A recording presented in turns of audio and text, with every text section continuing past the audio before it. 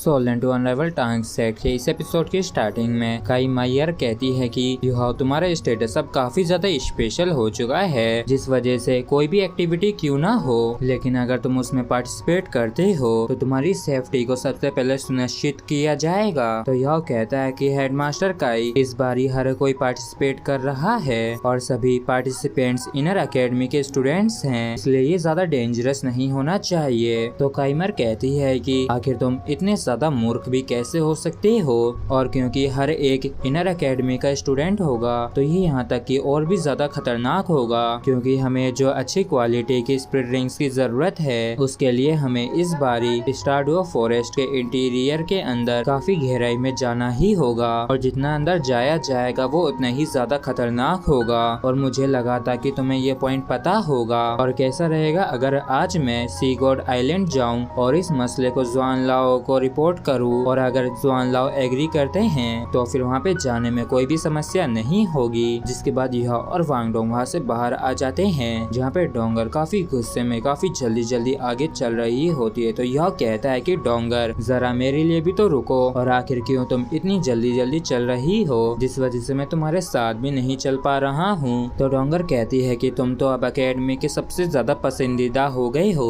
और यहाँ तक कि अकेडमी तुम्हारे लिए तो इतना ज्यादा हाईली सोचती है, लेकिन बदकिस्मती से वो मेरे बारे में बिल्कुल भी हाईली नहीं सोचती है। और इंटरजेनरेशनल हायर का ये जो मसला है ये कितना बड़ा इशू है, लेकिन तब भी तुमने इसके बारे में मुझे कुछ भी नहीं बताया था। तो यह कहता है कि ऐसा मत कहो, तुम भी तो क्लियर स्काई सेक्ट की फ्यूचर सक्सेसर हो, तो फिर कैसे अकेडमी तुम्हारे लिए भी हाईली नहीं सोच सकती है। तो डोंगर वापिस से काफी जोर से चिल्लाते हुए कहती है कि तो फिर तुमने क्यों मुझे इस बारे में नहीं बताया, और आखिर तुम्हारा कब तक इरादा था मुझे अंधेरे में रखने का। और डोंगर की इन बातों को सुन के युहाओ कुछ भी नहीं कह पाता, लेकिन तभी डोंगर अचानक से युहाओ को हक कर लेती है और कहती है कि युहाओ, और कहती है कि आगे से तुम्हें मुझसे कुछ भी छिपाने की इजाजत नहीं है, खासकर इसलिए क्योंकि अगर फ्यूचर में कुछ भी गलत होता है फिर वो चाहे कुछ भी क्यों ना हो, लेकिन तब भी मैं तुम्हारे साथ कंधे से कंधा मिला के खड़े रहना चाहती हूँ। जिसके बाद हमें सी गॉड आइलैंड बाई बाई के हॉस्टल को दिखाया जाता है, जहाँ पे जू सांसी कहता है कि सही तो तुम्हें हमें ट्रीट करना होगा, और आखिर कैसे जिया जाओ जैसी एक लवली लेडी तुमसे अट्रैक्ट हो गई। तो सही तो भी इसे ताना मारते हुए कहता है कि बिल्कुल सही कहा, आखिर जियांगनान जैसी एक प्यारा फूल आखिर तुम जैसे एक गोबर के ढेर में कैसे खिल सकता है, और देखो तो ये लड़का कितना खुश हो रहा है। और तभी यहाँ पे यह और डोंगर भी आ जाते हैं, और यह कहता है कि ऐसा दिखता है कि सेकंड और थर्ड सीनियर ब्रदर ने वापस से लड़ाई करना शुरू कर दिया है। और फिर ये दोनों इन चारों से जाके मिलते हैं, और जूसांसी कहता है कि अरे जल्दी से आके देखो तो कि यहाँ पे कौन आया है। और जैसे इसकी नजर डोंगर के ऊपर पड़ती है ये तो अचानक से काफी बावला हो जाता है, और उसकी तरफ आते हुए कहता है कि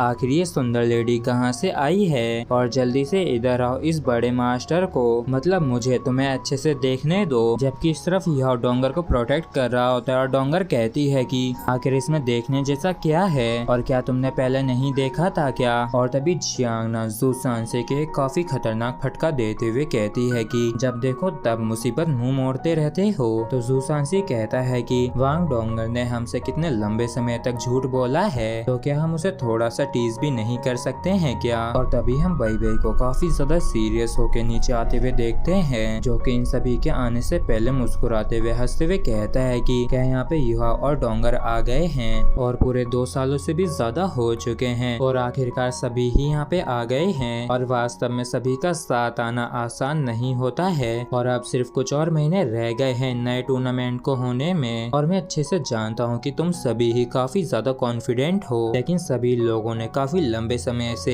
एक साथ काम नहीं किया है, तो फिर चलो कहीं चल के 1-2 हाथ करते हैं। तो जू सांसी युहा से चिपकते हुए कहता है कि मैं युहा और जियांगनान के साथ टीम अप करता हूँ, तुम लोग बाकी को चूज कर सकते हो। और जू सांसी की ऐसी हरकतों को देख के युहा भी परेशान होता है, और बाई बाई भी परेशान होते हुए कहता है कि ये छोरा तो वाकई में काफी तेज है, चलो फिर हम पहले वहाँ पे चलते हैं जिसके बाद बात करेंगे। और बाई बाई को देख के युहा मन में कहता है कि ऐसा दिखता है कि एल्डेस्ट सीनियर ब्रदर अपने आप को संभालने की काफी कोशिश कर रहे हैं। जिसके बाद हमें एरिना का सीन दिखाया जाता है, जहाँ पे कई सारे पावरफुल फायर बॉल्स किसी के ऊपर गिर रहे होते हैं, और वो बंदा दुम दबा के भाग रहा होता है, और ये बदनसीब और कोई नहीं चू क्विंटियान होता है और ये रोते हुए चिल्लाते हुए कहता है कि क्या तुम अपने ही हस्बैंड को मारना चाहती हो, जबकि वूमिंग इसके ऊपर वापस से अटैक करते हुए कहती है कि आखिर तुम यहाँ पे किसके हस्बैंड हो और आखिर मैंने कब तुमसे शादी कर ली। जिसके बाद हमें हान रुआ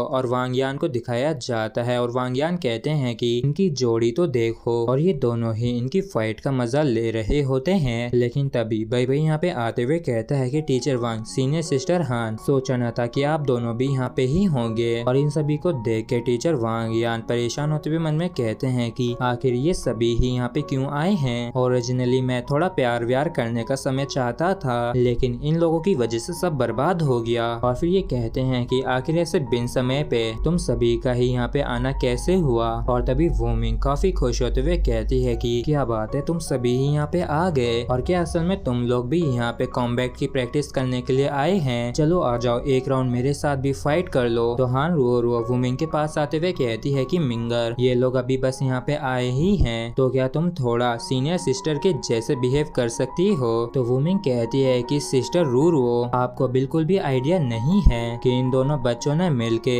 लिंग लुओ चैन और बाकियों को बुली किया था उस दिन इवेंट में जब आप वहाँ से चली गई थी। तो फिर आप ही मुझे बताइए कि मैं कैसे इसे सह सकती हूँ और इनके साथ कंपटीशन क्यों ना करूँ। और इस चीज को सुन के हान रुआ टीचर वांग यान की तरफ देखने लगती है। तो टीचर वांग यान भी हामी भरते हुए कहते हैं कि यहाँ पे एक दो हाथ करने में कोई भी गलत बात नहीं है, क्यों ना तुम सभी ही इसमें पार्ट लो। और मुझे ऐसा लगता है कि तुम सभी लोग आपस में फेमिलियर नहीं हैं, तो फिर चलो मुझे फॉर्मली इंट्रोड्यूस करवाने दो। ये सातो बाई सैतो जू सांसी जियांग नान जिया जिया हुओ यह और वांग डोंगर हैं, और इन सभी ने ही एकेडमी के अंदर तुम लोगों के काफी बाद एंटर किया था। लेकिन तब भी इनके पास जो टाइटल है, मुझे विश्वास है कि वो तुम लोगों को एक काफी बड़ा शॉक दे सकता है। और इस डिसीजन को सीगोट पवेलियन की मीटिंग में लिया गया था और इन लोगों को जिंदगी भर के लिए शेरेक 7 डेविल्स का टाइटल दे दिया गया है। और जब इन सभी को पता चलता है कि इन सातों को शेरेक 7 डेविल्स का टाइटल दिया गया है, वो भी पूरी जिंदगी भर के लिए, तो इन सभी के ही काफी तगड़े वाले होश उड़ जाते हैं। और हान रुओ मन में कहती है कि एक बारी को तो मुझे और वूमिंग को भी अवार्ड में शेरेक 7 डेविल्स का टाइटल मिला था, लेकिन वो सिर्फ 5 सालों के लिए ही वैलिड था। और शायद इनको ये title high level spirit masters के इंटर स्कूल स्पिरिट टूर्नामेंट के बाद मिला था, लेकिन असल में ये टाइटल इनको क्यों मिला है और इस अकेडमी में आखिर में इन्होंने ऐसा भी क्या किया है। और 5 साल पहले ये सातों ही सब्स्टिट्यूट मेंबर्स थे, और जहाँ तक मुझे याद है कि टूर्नामेंट से पहले एक काफी बड़ा एक्सीडेंट हो गया था जिसमें कॉम्बैट का एक रेगुलर मेंबर मर गया था, जबकि बाकी के जो 6 थे काफी ज्यादा इंजर्ड हो गए थे। लेकिन अंत में सिर्फ मा जियाओ और लिंग लुओ चैन दाई याओ हैंग ने ही टूर्नामेंट में पार्टिसिपेट किया था इंजर्ड होने के बाद भी। और क्या तुम मुझे ये बताने की कोशिश कर रहे हो इन लोगों ने 15 की उम्र में उस सिचुएशन के चलते जहाँ पे ये रिजर्व टीम थे, इसके बावजूद भी इन्होंने उस टूर्नामेंट को जीता। और अगर मुझे एकदम सही से याद है तो वास्तव में लास्ट टूर्नामेंट में हमारी एकेडमी चैंपियन थी। और इसी के साथ फ्रेंड्स एपिसोड भी हमारा यहीं पे खत्म होता है। अगर आप लोगों को वीडियो अच्छा लगा हो तो प्लीज चैनल को सब्सक्राइब और वीडियो को लाइक करना ना भूलें। Thank you.